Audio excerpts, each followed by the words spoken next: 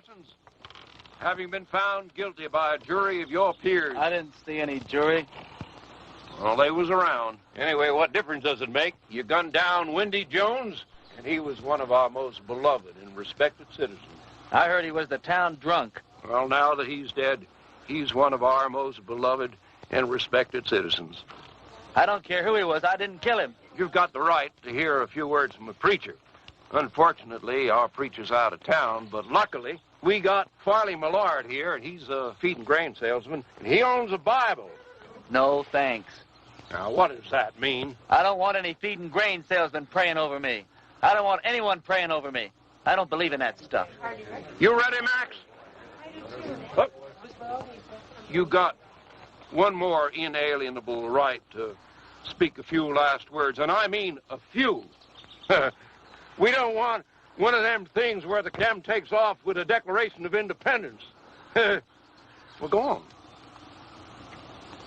Well, I'd just like to say that this is the lousiest town that I've ever been in. Well, I've met a better class folk in a San Francisco opium parlor. Drunken pool hall bum would be considered too high tone for these parts. And as for your system of justice, well... That's enough. You see what I mean? He was just one breath away from the Declaration. All right, Max. Don't do it!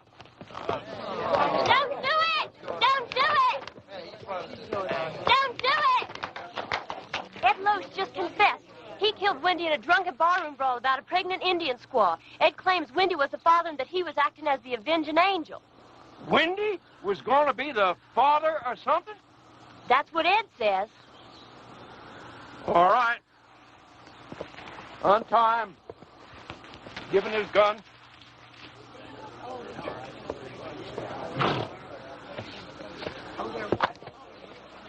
Now, that's the way out of town, son. Take it, keep on going, and don't you never come back. You heard her. I'm not guilty. Even so, we don't want no fast guns in this town. Fast guns raid alongside with lepers in this law-abiding community. Can I ride back to town long enough to get some food? That's the way out, son. Don't press your luck.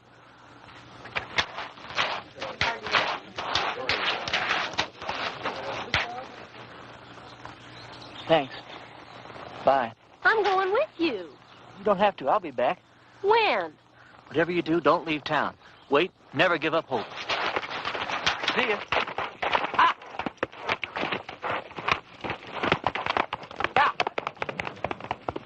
Well, if I'd have known he was going to act like that, I never would have lied for him. What? You would have never... What? I don't care. I thought he was cute. There ain't a man around here I'd have as a gift. And he took a bath every so often besides. After him!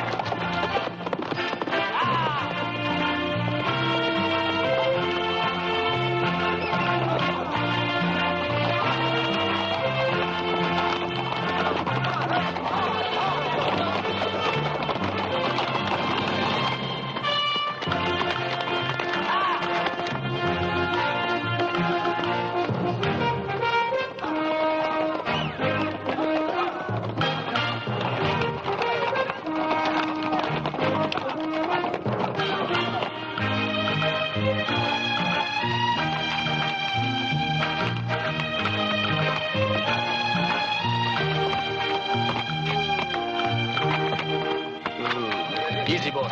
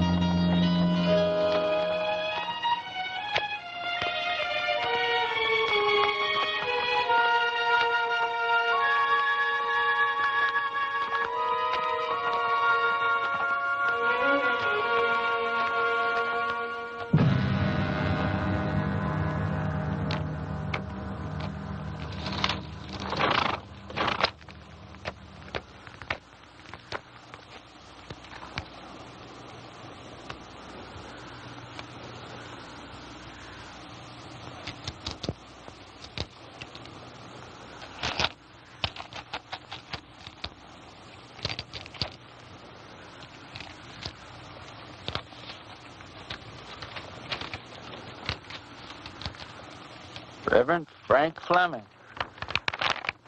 Yeah, pleased to know you, Frank. Dear Reverend, everybody in Castle Walk is real excited about you coming here. We ain't had a preacher here in over 3 years. When our last one left in such a hurry, he didn't even say goodbye. He was a pious man, but he had a yellow streak down his back. We're all looking forward to meeting you for the first time. All looking forward to meeting you for the first time? I don't know how long you'll be willing to stay, but you'll be welcome every minute of it.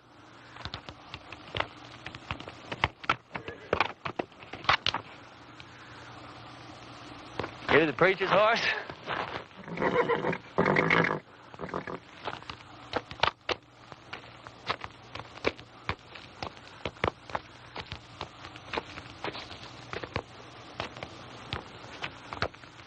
Let's see what you got, pal.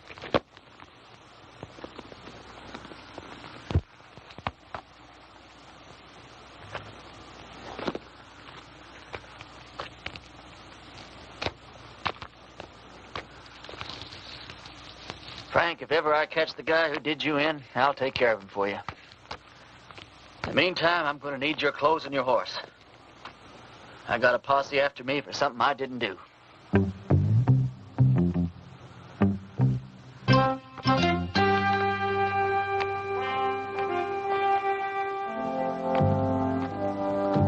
I'd say a prayer for you, Frank, but coming from me, I'm afraid it's liable to do you more harm than good.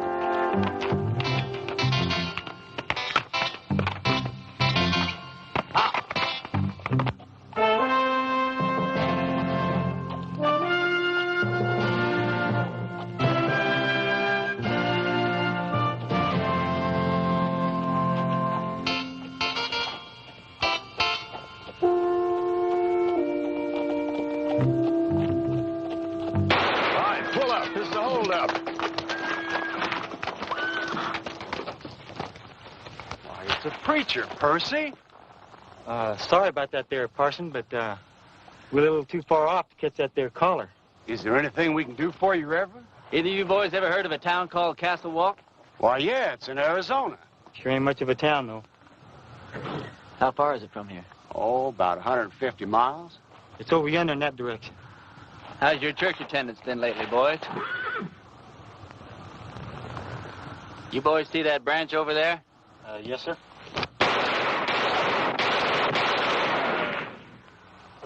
That was four for the Lord, boys. He loves you, but he hates your profession. Yeah, I can see how I would. I want you boys to go and sin no more. We surely won't, Parson. As soon as we can afford not to. Preacher, You being so good with that gun and all, how come you didn't just kill us as we was riding up here? Because you boys are children of the Lord, just as much as I am.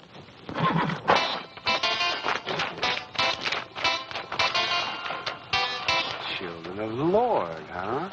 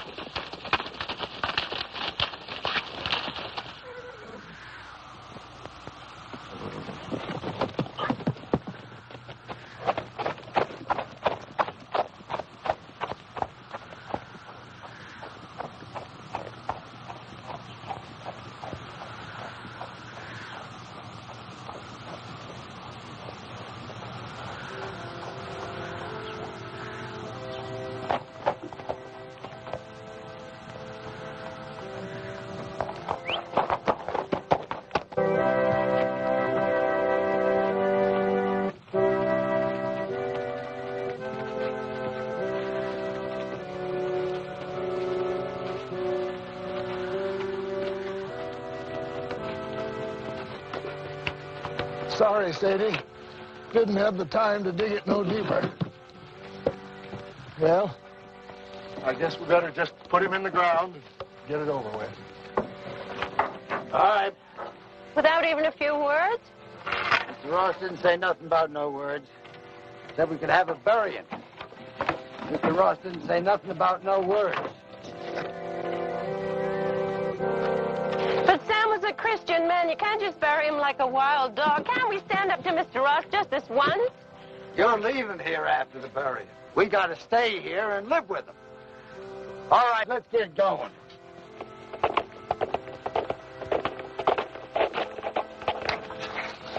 Wait a minute. Is it one of Mr. Ross' men? Looks like a preacher. Well, what do we do now? And I wrote him myself not to come.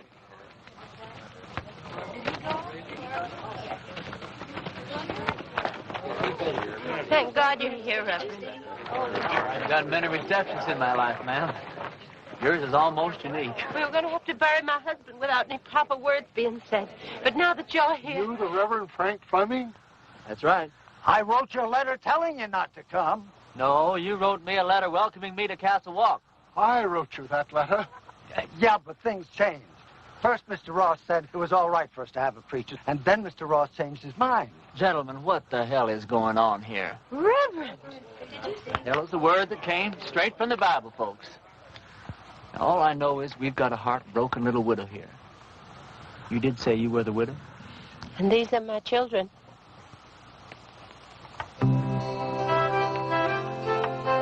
That's a child? She's 18. Oh, she certainly is.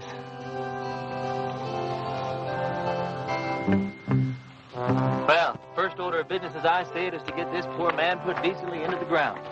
Oh, thank you, Reverend.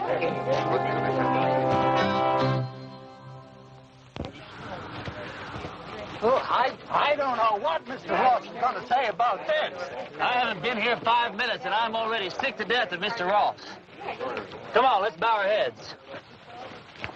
Don't you have a Bible, Reverend? Oh, I probably do in my saddlebag. Here, you can borrow mine, Reverend. The deceased was probably a simple man, so I'll just say a few simple words of my own, not bother to dip into the Bible today.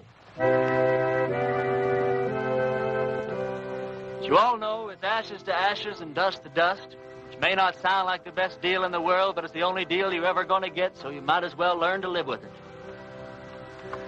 I didn't know the late deceased, but some of the works he left behind are mighty impressive.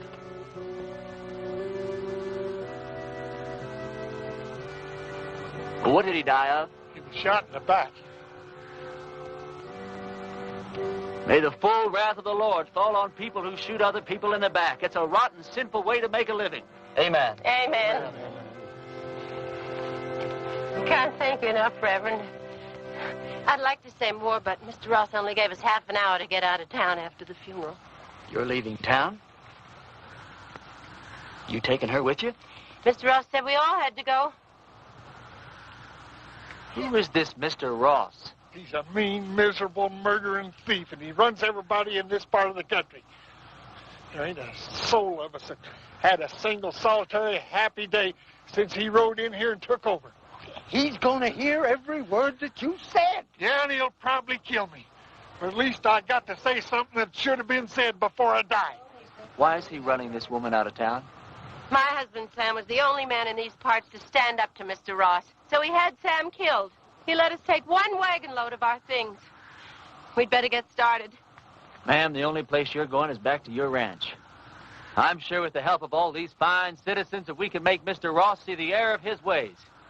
Reverend, you don't understand the situation around here. Mr. Ross is a powerful, powerful man. He's got money and influence. And he's got 20 top gunfighters working for him. Before I tell you people what I really think of you, I'm going to tell you something about gunfighters. Now, Ross doesn't have 20 top gunfighters working for him because there ain't 20 top gunfighters in the whole U.S. of A. Now, what Ross probably does have is about 15 cowboys that wear guns for ornaments. They do just fine at shooting up a saloon or making some terrified dude dance a little jig.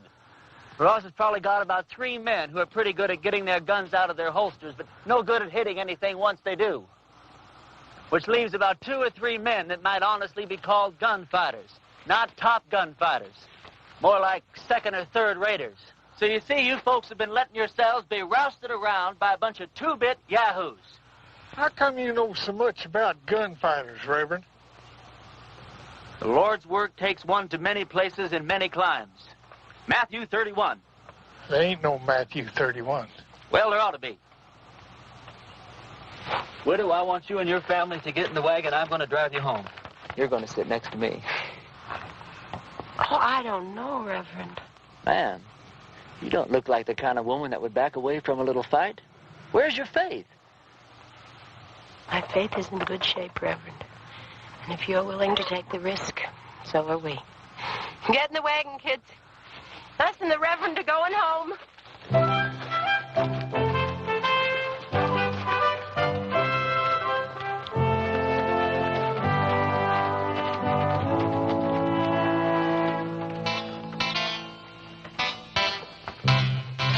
The lives of this family will be on your soul, Reverend. Oh, Reverend. Yeah. A couple of Ross's men are in town, and they're pretty liquored up. That was their first mistake.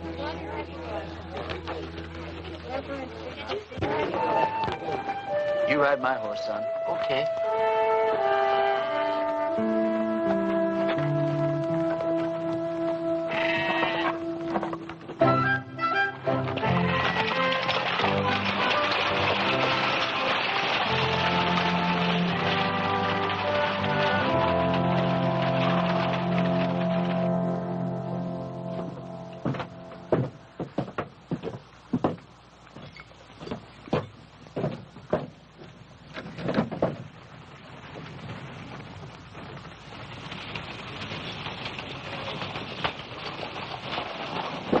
Hey, let's go have some fun.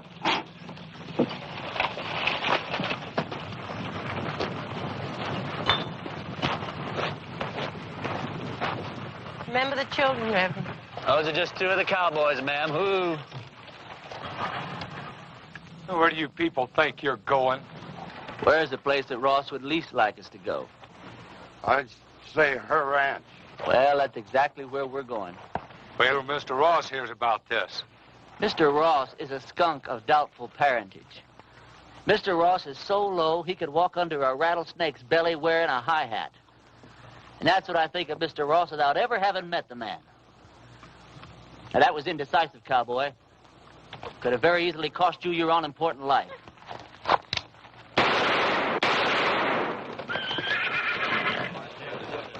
Those could have just as easily been your ears flying off your heads, boys.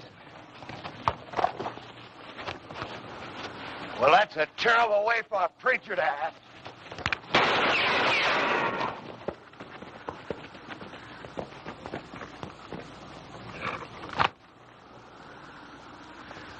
The Lord wants someone to move. He wants them to move.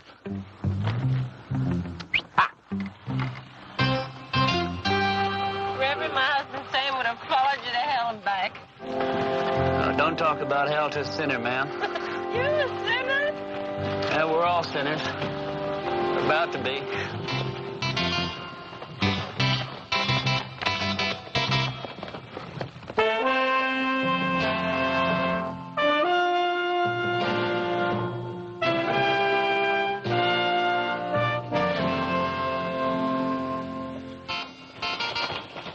All right, kids, as soon as we stop, I want you to get the wagon unloaded.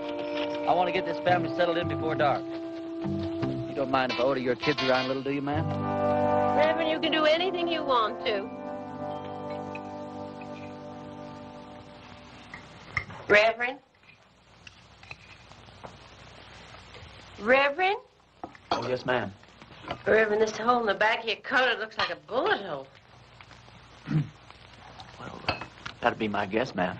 You guessed? How could a man be shot in the back and not know it? Well, I was carrying that coat over my arm when the shooting took place.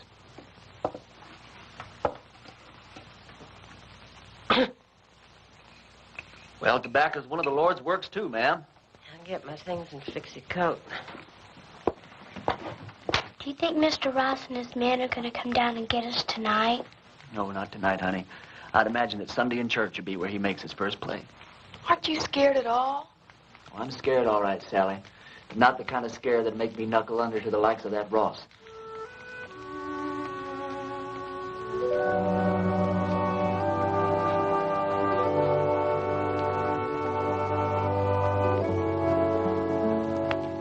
Thought of a text for your sermon tomorrow, Reverend? Tomorrow? Tomorrow's Sunday. I've lost all track of time the last few weeks. What do you think I ought to preach about? I thought you said the sin of cowardice. Yeah, that's not bad either.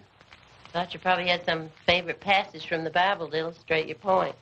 Oh, I do. Several of them, as a matter of fact. But what's your favorite passage from the Bible that would illustrate that point, man? I think it would be Luke 12. Christ says, "Do you think I have come to give peace on earth? I came to cast fire upon the earth, and would it were already kindled."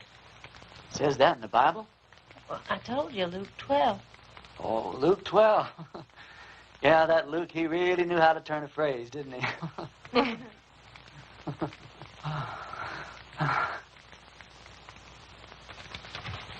Clean your clothes up for the services.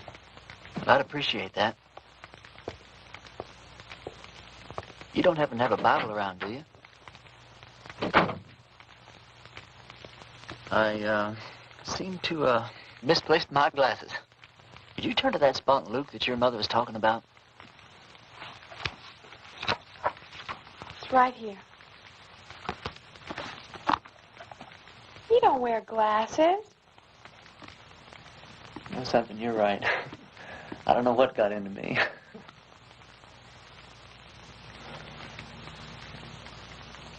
Well, good night.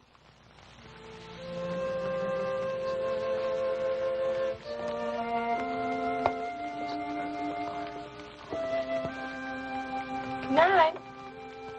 Night.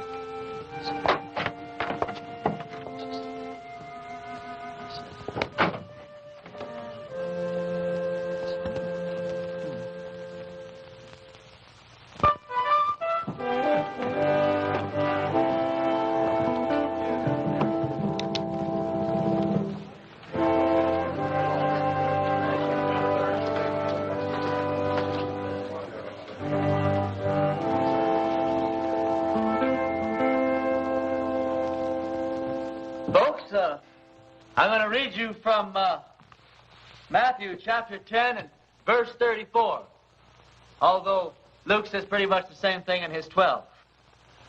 Think not that I am come to send peace on earth. I came not to send peace, but a sword. Now, I don't know what that means to you, but I know what it means to me. It means that while God loves peace, when the occasion arises, He's not reluctant to use the sword. Matter of fact, when the occasion calls for it, He might become downright irritated if you don't use the sword, or the gun, With a rope. Or whatever's handy.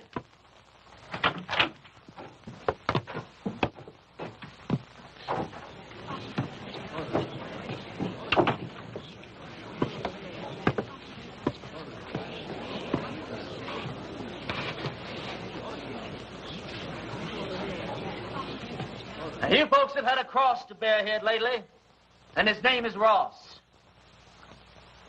They say that people get the kind of lives they deserve, and I guess they do.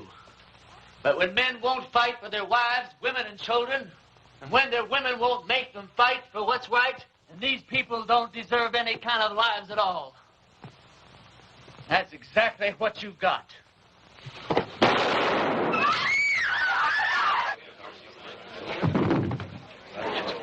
Get his gun.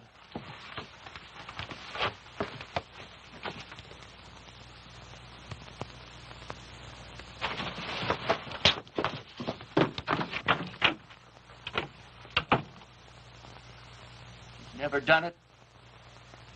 I don't think you could possibly realize what an awful thing it is to kill a man.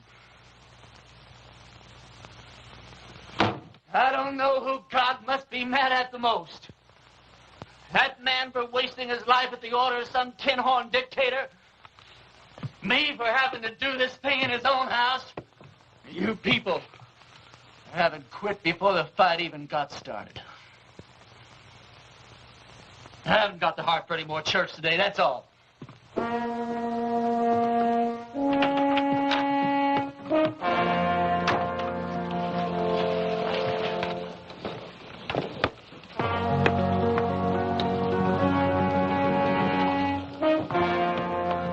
A couple of these men are outside.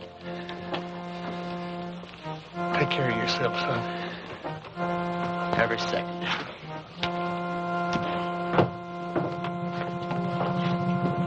Bring that body outside.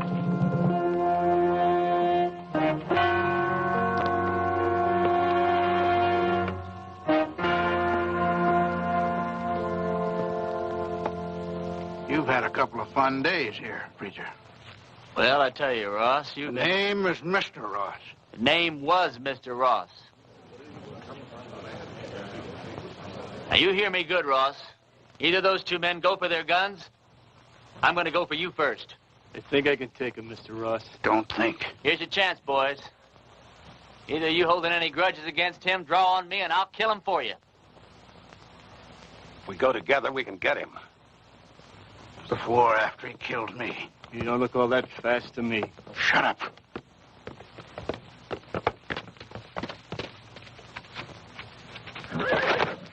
Friend of yours, Ross?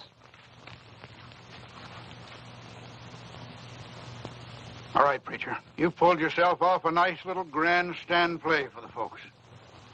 Now I want you out of town. Who killed Sam Underwood? You or one of your men? I'm going to find out if I have to take the whole bunch of you to pieces. Give me the word. I'm sure I can beat him. We'll go on back to the ranch. I'll be there in a minute. You sure? Now.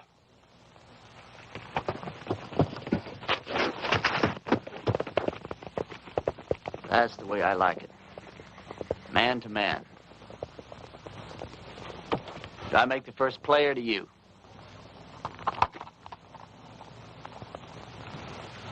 I just changed my mind, preacher. I don't want you out of town. I want you right here where I can get you anytime I want you. Service is next Sunday at 10 o'clock, and there's a 4-bit fine for being late.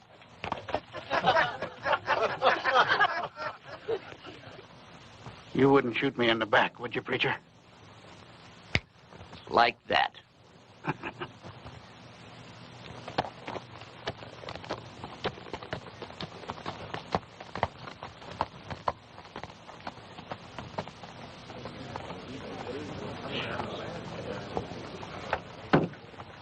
Any of you folks think your preacher doesn't deserve a drink after the events of this morning? Well, we just don't believe in the same God, that's all. Some of you boys plan him, will you? Don't you feel a little strange having a drink with your preacher on a Sunday morning? No. How come? You know, about 10 or 12 years ago, I took a trip up to Cheyenne. come across this altercation between a 19-year-old kid and one of the top gunslingers in that part of the country at that time. This kid, he didn't want no part of the fight, but this gunny was drunk, and he kept at it. And finally, the kid had to go for his gun or get blasted right there in his tracks. It was plumb pitiful. How? This kid was the fastest thing I ever seen. Caught that gunny flat-footed. Why, he was dead before God got the news. I inquired around, found out this kid's name was Ernie Parsons. Ernie, what are you doing here in Castle Walk dressed up in that preacher's outfit? It's a wrong guess, Billy. You know, once you've seen a top man handle himself in a gunfight, you never forget one little detail. What do you want it for, anyway? Doesn't matter. I didn't do it. They'll hang me just like I did if they catch me. Did you kill Frank Fleming? Oh, of course not. Came across his body in the hills, and he was already dead. I was half starved, no place to go, so I took his clothes and horse and came here. All right. I'll ride back to the ranch, tell the widow and the kids goodbye, and then I'll move on. Why, Lee, you're the answer to our prayers, Ernie. No, I'm not, Billy. Don't let these clothes fool you. God moves in mysterious ways, boy. Not that mysterious. Look, Billy, what I'd like to know is if I do stick around here, how much help can I count on from these God-fearing people? Almost none. Almost none? None.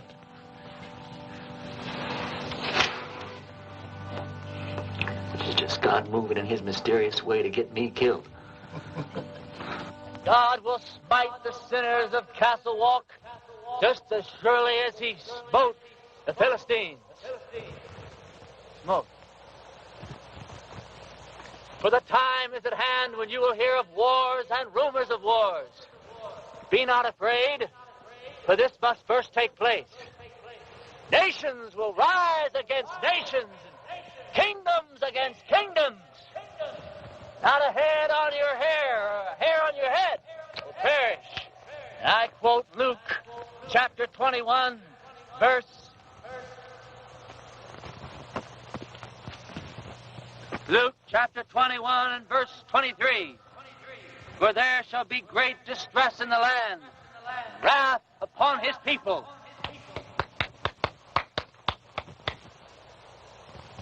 I brought you some lunch. I didn't know preachers had to practice. Well, it's either that or watch the collections fall off. Huh? Oh, that's a real bad joke I stole from the Methodists. Oh. Did your mother know you came out here alone? I don't know. Why? Well, you're a very attractive young girl. Almost too young, as a matter of fact. Most of the girls around here are married by the time they're 13 or 14. 13, huh? Well, I'll have to look into that. Why? They're the lucky ones. Even if they don't get a trip to Phoenix out of it. Is that the price of marriage around here, a trip to Phoenix?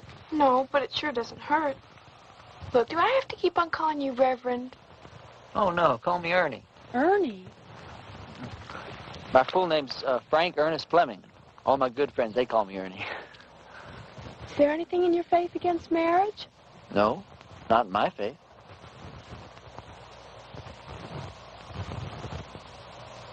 Look, Sally, sit down. This conversation isn't going in exactly the direction I'd planned. I mean, you know, marriage is just fine. I was real glad that my parents believed in it. But, well, there's other things, too.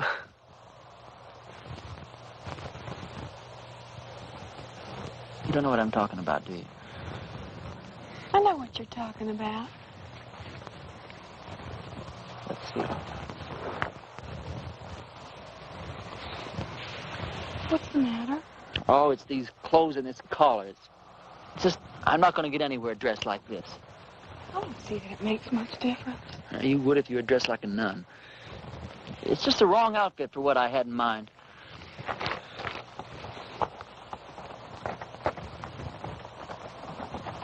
Hey, preacher! I gotta talk to you! Hi, Sal. Hi. It's real important.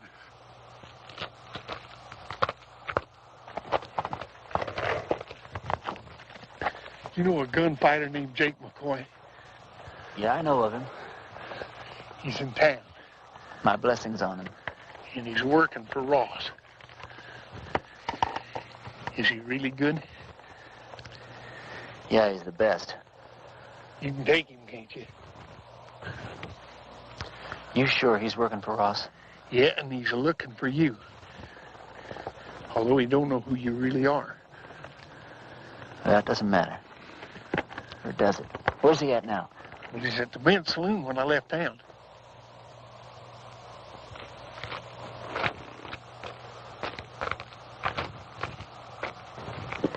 You're going to have to ride back to the ranch alone. We didn't get very much accomplished today, did we?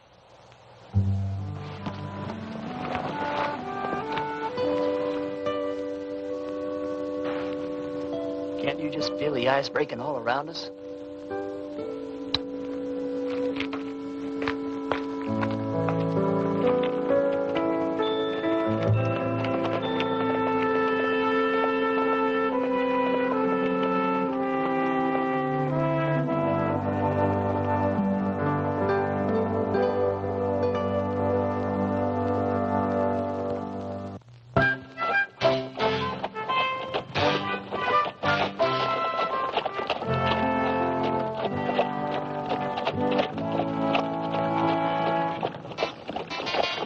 Well, this is your last chance to ride on out of here. Forget about the whole thing. I can't. I don't know why, Billy, but I just can't.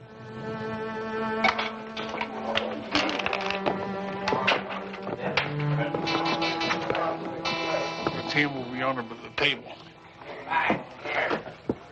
He's already spotted you.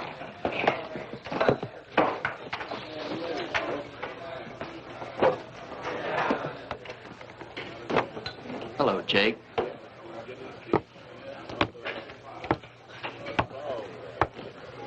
I was just about to go looking for you.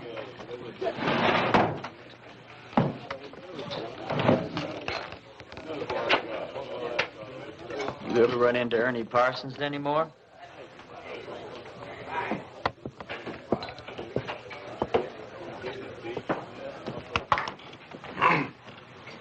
I've never run into Ernie Parsons.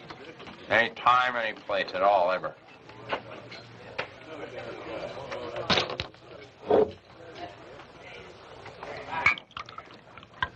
You have now. You?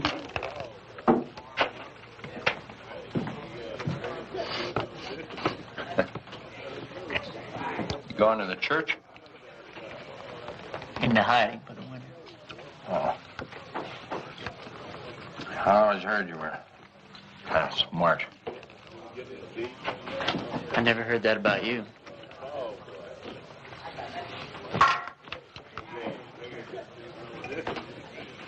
Look, are we really going to have to go through with this thing? I got $1,000 in my pocket. And the girl waiting for me in Boulder City says I gotta go through with it. You all that sure you can beat me? You all that sure I can't? The only thing I hate is a stupid, senseless fight. Come on.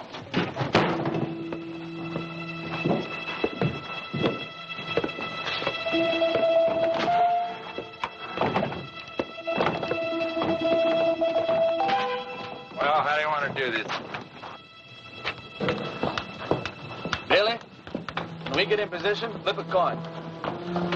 When it hits the ground, we go for our guns, all right? All right. Jake? One of us is going to die, and it's not going to prove a thing. Sure it is, Ernie. It's going to prove which one of us is a fool to call himself a gunfighter.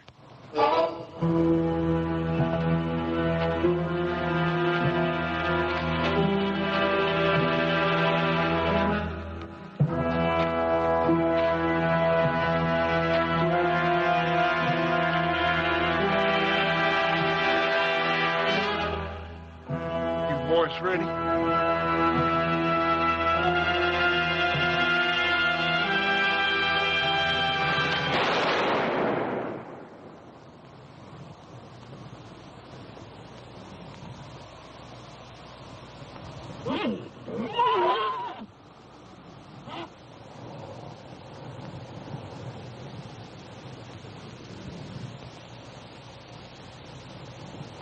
Are you hit? You?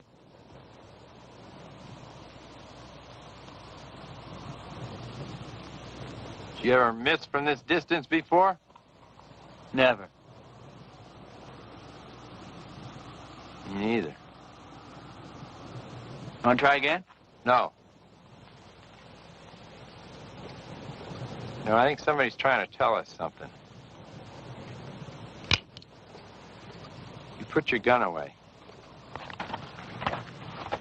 I'm going to get on my horse and get out of this place.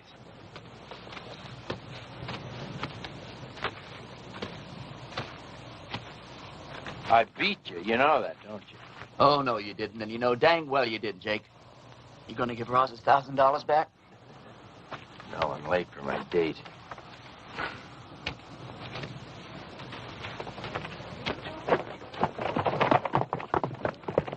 You folks see those bullets hit? I don't think it hit anywhere, Reverend. That's just plain silly.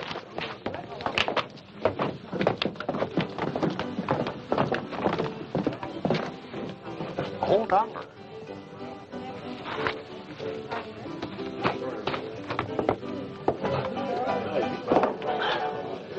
This is how those stupid legends get started. Jake and I have an off day in a gunfight. Miss each other. Wish there could be 1,000 explanations. Just because a bunch of rummies standing around don't see where the bullets hit. All of a sudden, you've got the miracle of Castle Wolf. Now, this whole miserable little town's gonna think that God's on their side. Well, you got me convinced, son. But somehow or other, I don't hardly believe that you convinced yourself. Now, let me point out a couple of things to you. Like what? Well, for instance, you're back yonder in that town and they're about to hang you. And right at the last minute, in rides this gal and saves your neck. She and I've been fooling around a little bit. All right. Well, then you're out there in the brush. Posses are chasing you. Then all of a sudden you come across this here preacher's body. You find this letter that brings you right here to this here town. Supposed to lead him. Yeah, but you was the one that wound up here. Right here where you're needed more than anybody's ever been needed before. Now, do all this make you want to stop and think just a little bit more? No. I don't want to talk about it.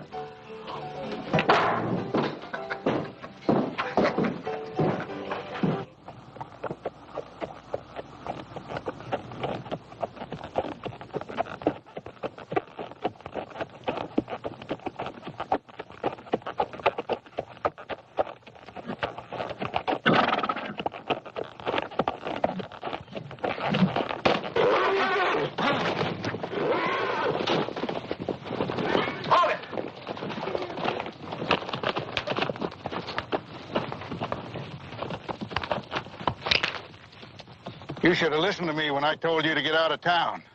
You shouldn't have backed out in front of me the other morning either. Now, this whole town's going to have the idea that you're just a little less than the tin gods you pretended to be. Just tell me one thing. What really happened between you and Jake McCoy? I chased that bum out of town. And he's not going to give you your $1,000 back either. He said to tell you that's the price he charges for shaking hands with scum like you. Get on with it. Prayer man, you drop that rope real slow.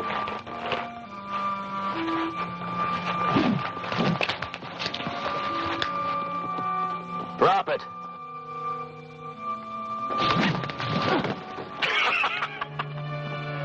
You ain't getting out of town fast enough, preacher.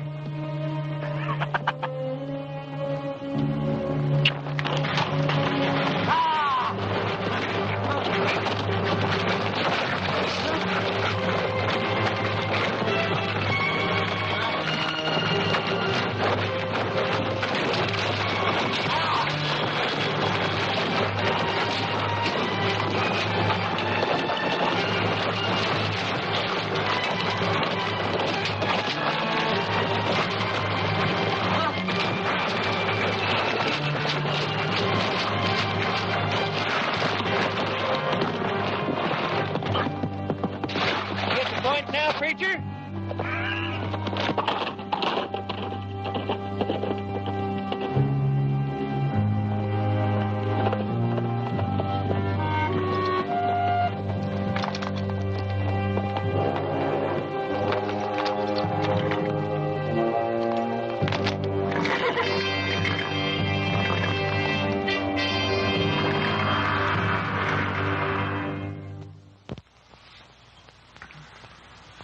You're in the bunkhouse of our ranch. I thought it would scare the kids if they saw you like this. How'd you find me? When you didn't come home last night, I set out to look for you.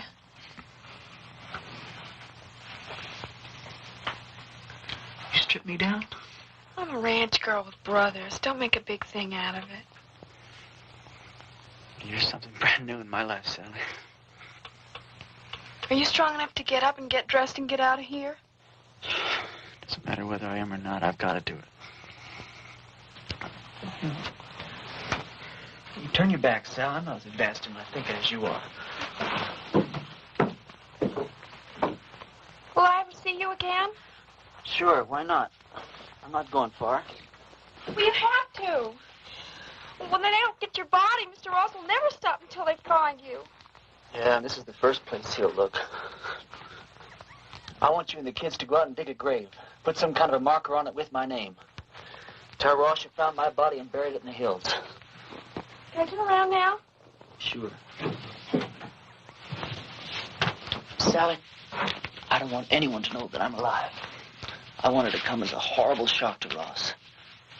I'm going to start giving him trouble in ways he never dreamed of. I'm going to need plenty of food, water, and ammunition. I'll get you everything you need. Where will you go? I'll hide out in the hills for a while.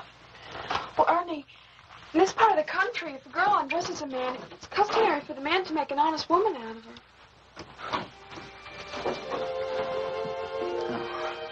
I'm sure that's true in every part of the country. And if I live through the next little while, well, we'll have a serious talk about that. What's the matter? Well, just look at the way I look. Well, it's always something, isn't it? You don't like the way you're dressed. You don't like the way you look.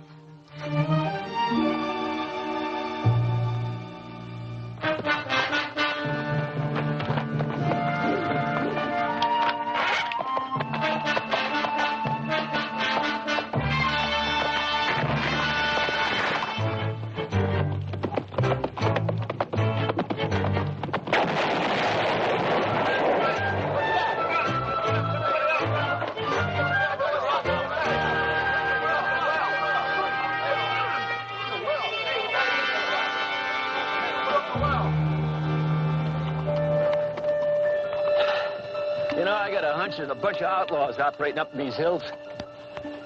Probably scared old Chet and Harley half to death. Blew up the well, too.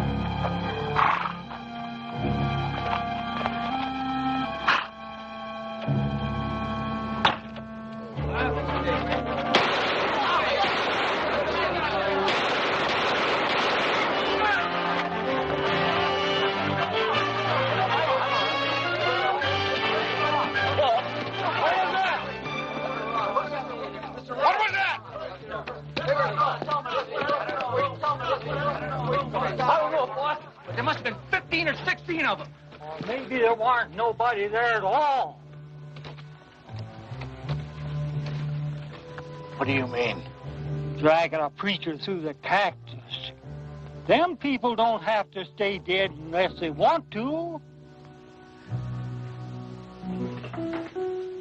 Everybody in town keeps talking about the preacher's ghost riding through the hills and shooting at every one of Ross's men that sticks his head up. I keep telling them it's the whole doggone idea of ghosts to get them. Sally, didn't you tell Billy? You told me not to tell anyone. Billy, I'm sorry. It's sure good to see you alive, boy. Are you sure it's safe for you down here? Honey, it's been a long time since I've been safe anywhere. Lately, it's been getting worse. Isn't tomorrow Sunday? It sure is. Billy, I want you to ride into town and tell everyone that we're having church services tomorrow morning at 10. I'll do it right now.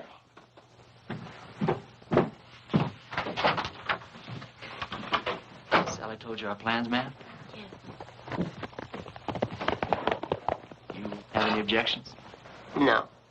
Ma'am, has it occurred to you that, well, Sally's liable to end up one of the youngest widows in these parts? Mary Mert's only 14. She's been a widow 2 years.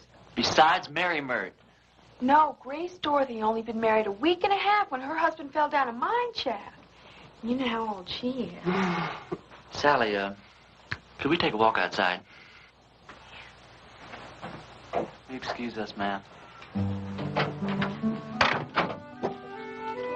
Sally, the reason I brought you out here is, well, one of the reasons. We're going to be husband and wife, and you've got a right to be in on the decisions that affect the both of us. You understand? Now, if I stay here and fight it out with Ross and his men, the chances are very good that I'll be killed. But on the other hand, we could leave here tonight, get married the very first town we come to, go someplace we both like and settle down and just have a wonderful life for ourselves. It's all up to you, Sally. You just say the word. Well, Mama always said never throw yourself in between a man and what he thinks he's got to do. Well, I won't kid you, Sally. I'm a little disappointed in that answer. No, it's all right. I got the strangest feeling that I've been pointed straight toward this shootout ever since the day I was born. There wasn't a thing in the world I could do about it. Billy says it's God moving in his mysterious way. Me? Well, I just don't know. You very religious, Sally? Why do men have to talk and talk? Can't you be quiet and get on with what you're supposed to be doing? Yes, ma'am.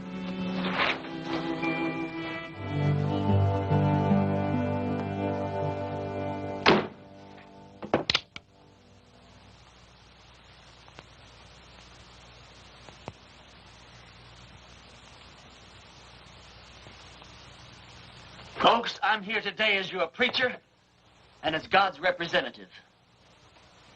As your preacher, I've stood up to your enemies for you, and all it's gotten me so far is a lot of bruises and a bunch of cactus spines.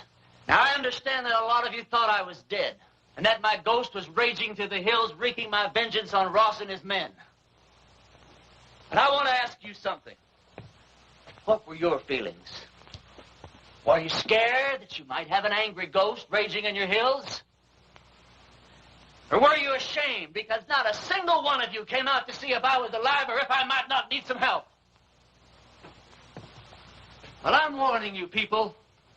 While you're sitting around waiting for God and me to do your work for you, God just might have some plans of his own. Maybe he's not as angry at Ross as he is at you.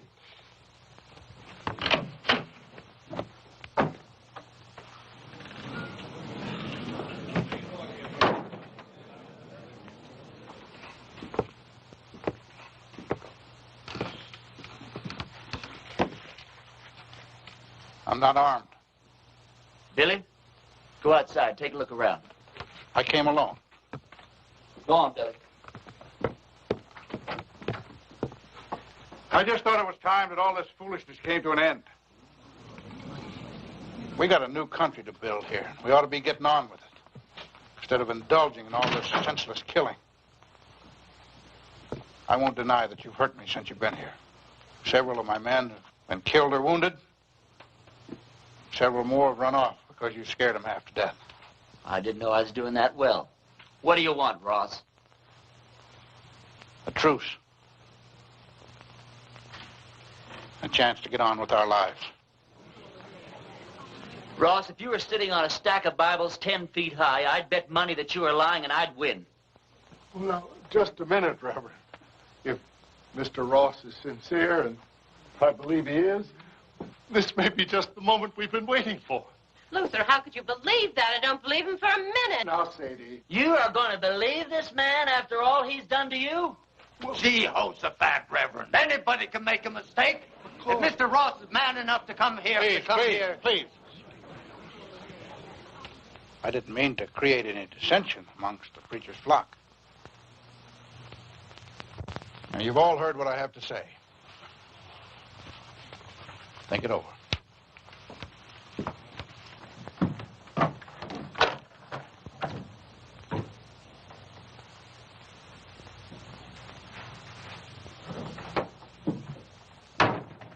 Well, I think we ought to accept the proposition. Well, I think you're right.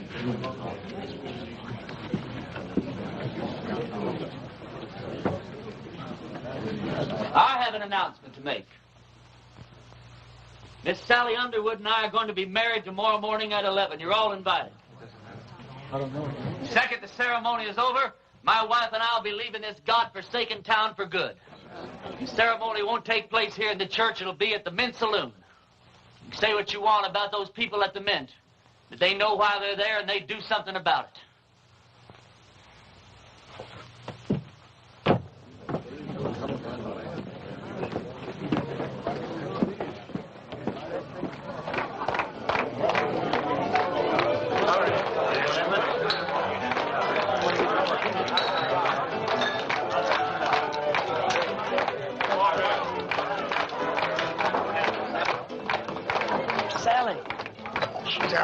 Getting dressed.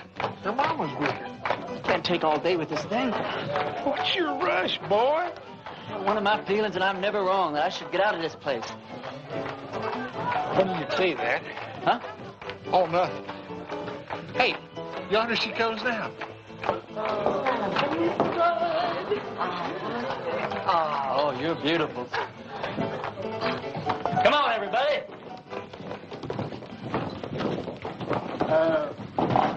Don't you get the feeling that maybe something's missing here? I mean, who's going to perform the ceremony? You're the only preacher around here. Well, I don't know of any law that says I can't delegate my otherworldly powers. You marry us, Billy. Oh, yes, Billy. Well, I don't know about the legality of all this. Oh, never mind the legality. It's the spirit that counts. Well, Now, I take Sally to be my wedded wife. You go on from there. well, dearly beloved, we're gathered here today to unite this couple in holy...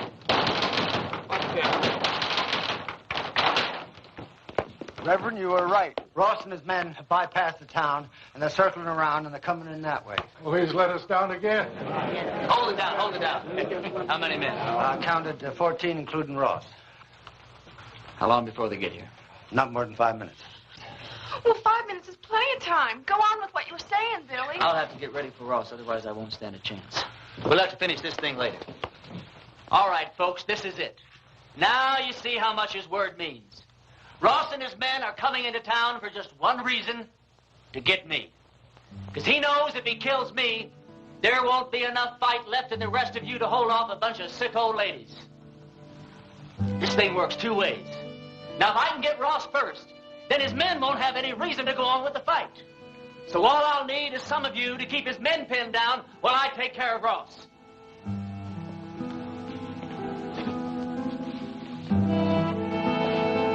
But the women and the children... You don't even have to come out in the open. You can shoot from the windows or from the roofs.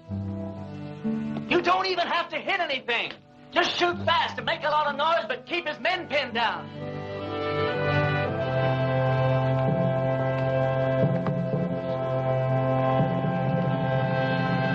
Can't believe it, Reverend. I'm with you. Give Ma and me a couple of rifles. Well, you said we didn't have to hit anything, just make a lot of noise. You don't think I'd take a chance with you, do you? Come on, Billy. Give me the keys to the hardware store. Barbershop. I don't hate you people. I guess you just can't help the way you are. Well, I ain't gonna be that easy on you. Ernie, there's something else that you ought to know about. I'd have told you sooner, but, well, I didn't want to spoil the wedding. Well, that sheriff that wanted to hang you, he's here in town. Where? Over at my place. I told him I was the sheriff here. It's one that I got off our last late sheriff. Anyhow, I told him if he'd wait there while I'd round you up and bring you into him. How'd he find me? Oh, him and that posse come across Frank Fleming's body. One of them old boys knew Frank. They figured that you'd switch clothes with him. Well, if he wants me, he's just going to have to get in line behind Ross and those other 13 men. You take the barbershop. Ernie, when this thing's over with, though, you got to get out of town. That's all there is to it. Billy, what the hell makes you think we're going to live through this thing?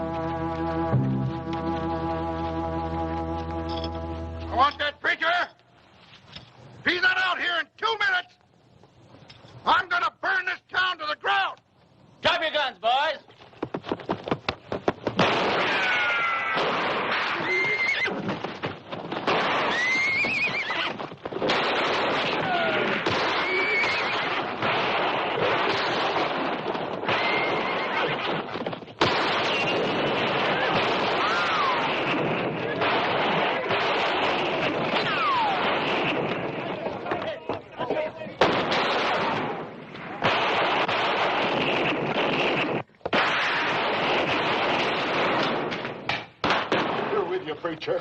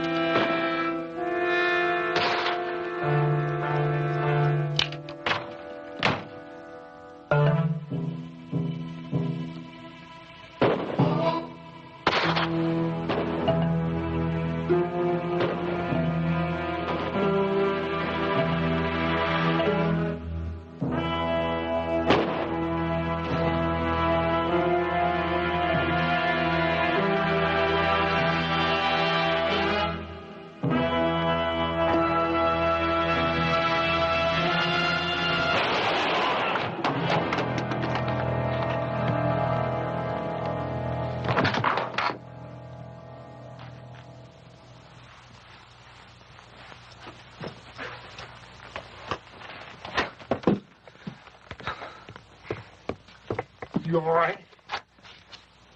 Barely. Listen, all you Ross's men. Ross is dead. Anyone who keeps on fighting is going to have to stand trial. How do we know he's dead? Because I'm alive. All right. You hurt the man. Sheriff's going to be down here to find out what this is all about. Yeah, I know. Billy, get my horse and meet me out back, huh?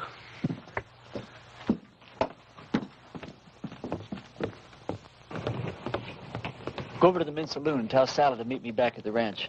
We'll take off from there. No, I ain't going to do it. I'm a dang fool for going along with this thing as far as I have. And I ain't going to go no further. What are you talking about?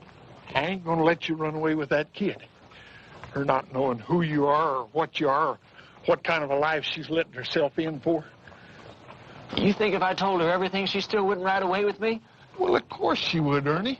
Because she's 18 and you're her first love. Well, that's good enough for me. Ernie, when that sheriff finds out you've left town, you suppose that he's just going to give up? I can take care of him. Yeah, you can take care of him with one hand, while you take care of Sally with the other. Then if something goes wrong, why, she can just stand around with your baby in her and watch you hang. You think I could just ride off without telling her why? I'll tell her. Yeah, then what happens to her? Oh, she'll be tore up for a while, but she's young. She'll get over it in a month or two. Yeah, but I won't get over it in a month or two. I'll get your horse.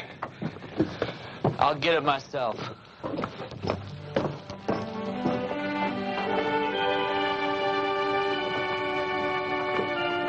Ernie,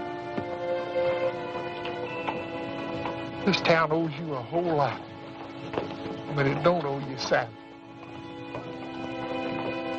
Can't make any promises.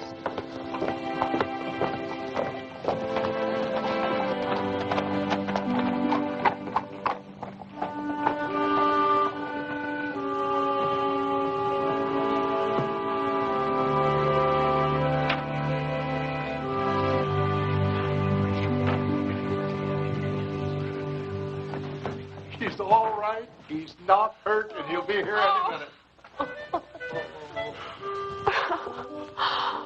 Damn it, Billy. You're right.